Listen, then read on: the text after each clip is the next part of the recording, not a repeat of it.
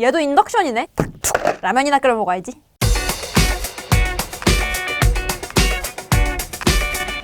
안녕하세요. It's OK 민성입니다. 오늘은 제가 어떤 OK를 할 거냐면요, 구글에서 만든 구글 픽셀 4 XL을 가져왔어요. 사실 이건 제가 출시되자마자 바로 해외 직구로 주문을 했는데 우여곡절이 있어서 이제서야 받았습니다. 정말 빨리 써보고 싶었던 제품인데요. 아무튼 그래서 오늘은 이 구글의 픽셀 4 XL을 리뷰해보도록 하겠습니다.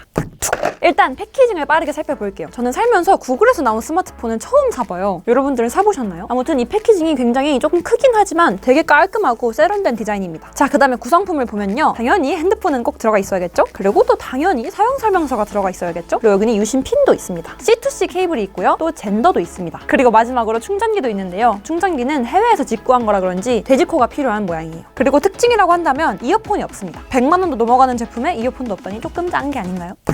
그리고 또 간단하게 스펙을 살펴보면요, 프로세서는 스냅드래곤 855를 탑재했고 램은 6기가, 저장 공간은 64 또는 128기가 중에 선택할 수 있어요. 배터리 용량은 3700mAh이고 무게는 193g입니다. 사실 프로세서는 최신이지만 전체적으로는 조금 아쉬운 성능인 것 같아요. 저장 공간이 128기가가 최대라는 게 외장 메모리 지원도 안 되는데 저로서는 많이 부족한 저장 공간인 것 같고요. 그리고 배터리 용량도 3700mAh면 요즘 나온 핸드폰 치고 좀 작은 편이 아닌가 싶어요. 자, 그럼 이제 본격적으로 제품을 살펴볼게요. 제가 구매한 제품은 화이트 제품인데요, 되게 깔끔해요. 보이시나요? 표면도 매끌매끌해서 약간 장난감 같기도 해요. 그리고 이 뒷면의 소재가 지문이 잘 안 묻는 소재입니다. 그래서 더 깔끔하게 느껴지는 것 같아요. 아기자기한 디자인인데 역시 인덕션이 들어가 있죠. 이번 아이폰 11에서도 인덕션 디자인이 나왔잖아요. 같은 인덕션 디자인인데 왜인지 모르게 저는 구글 픽셀의 인덕션이 조금 더 예뻐 보이네요. 그리고 전면에는 6.3인치 QHD OLED가 탑재되어 있고요. 보통 요즘 스마트폰은 베젤을 최대한 얇게 줄이려고 하잖아요. 그런데 이거는 요즘 스마트폰에 비해서 이 상단 베젤이 되게 넓습니다. 깜짝 놀랐어요. 그런데 베젤도 약간 비율에 맞게 넓은 게 아니라 위에만 너무 넓어서 좀 비율이 안 맞는 느낌도 들어요. 오른쪽을 보시면 볼륨 조절 버튼과 전원 버튼이 있고요. 그리고 또 되게 귀엽게 이렇게 전원 버튼에는 오렌지색으로 포인트를 줬습니다. 깨알 같은 거지만 귀여운 포인트죠. 왼쪽에는 유심 트레이가 있고 아래쪽에는 스피커와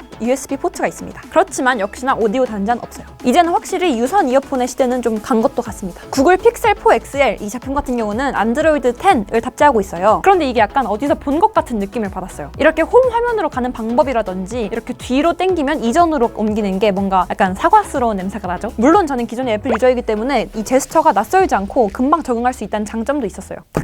그럼 다음으로는 또 이 휴대폰의 핵심이라고도 할 수 있는 카메라를 볼게요. 이 픽셀 제품을 우스갯소리로 전화가 되는 카메라라고도 부르더라고요. 그만큼 카메라 성능이 정말 대단하겠다라는 생각이 들었는데요. 우선 전면에는 800만 화소 카메라가 탑재되어 있고 후면에는 1600만 화소 망원 카메라와 1220만 화소 카메라가 탑재되어 있습니다. 그런데 사실 이 픽셀 카메라는 이런 숫자가 중요한 게 아니에요. 이 픽셀의 진수는 이미지 처리인데요, 구글은 컴퓨테이셔널 포토그래피라는 이름으로 부르더라고요. 그러니까 내가 사진을 찍으면 카메라가 알아서 후보정을 해준다라는 생각을 하시면 됩니다. 카메라의 기능을 간단하게 살펴보면요, 일단 배경이랑 피사체의 노출을 따로 설정할 수 있어요. 이 기능은 아마 역광인 상황에서 잘 쓸 수 있을 것 같고요. 그리고 당연히 야간 모드도 지원을 합니다. 또 천체 사진도 찍을 수 있다고 하는데요, 무려 지구의 자전을 계산해서 사진을 찍어준다고 하더라고요. 잘 믿기진 않지만 매우 기대가 되는 기능이에요. 사실 근데 요즘 휴대폰의 카메라는 되게 상향 평준화되어 있잖아요. 그래서 이 카메라는 또 얼마나 독보적인 기술을 보여줄지 기대가 됩니다.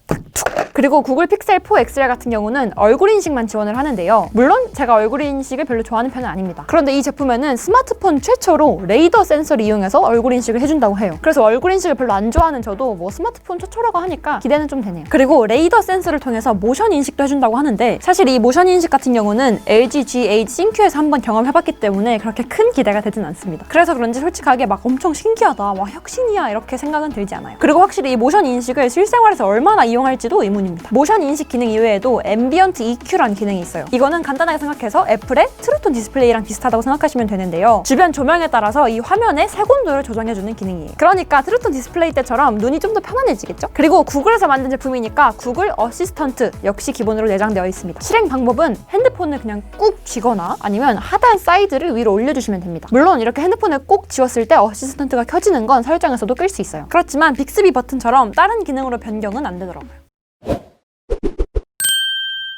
네, 오늘은 제가 아주 오랫동안 어렵게 직구한 이 구글 픽셀 4 XL에 대해서 알아보았는데요. 여러분들은 이 제품에 대해서 어떻게 생각하시나요? 댓글로 마음껏 남겨주시고요. 그럼 오늘도 지금까지 It's OK 민성이었습니다. 안녕!